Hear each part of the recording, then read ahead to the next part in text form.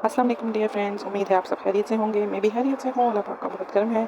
आज मैं जो बनाने जा रही थी क्रीम चाट, तो सोचा ये मोमेंट्स कैप्चर कर लेती हूँ, आपसे शेयर कर लेती हूँ, गपशप लगा लेते हैं, एक दूसरे की सुना लेते हैं।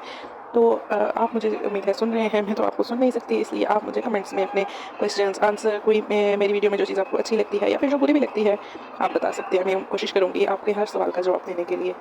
तो क्रीम चाट बनाने के लिए आपको पता ही है मेरी बहुत ईज़ी सी और क्विक सी रेसिपी है।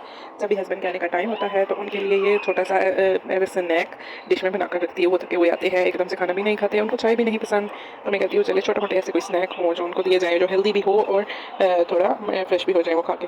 तो सबसे पहले मैंने क्रीम ली, क्रीम को अच्छी तरह बीट कर लें, बीट करने के बाद उसमें थोड़ी-सी किशमिश, अजवा खजूरें थी मेरे पास, वो मैंने डाल दी, फिर एक एप्पल और एक बनाना।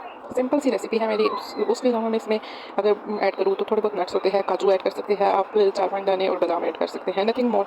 बस ये बहुत ही ईज़ी और क्विक सी रेसिपी होती है। ये डालने के बाद अच्छी तरह मिक्स कर लें।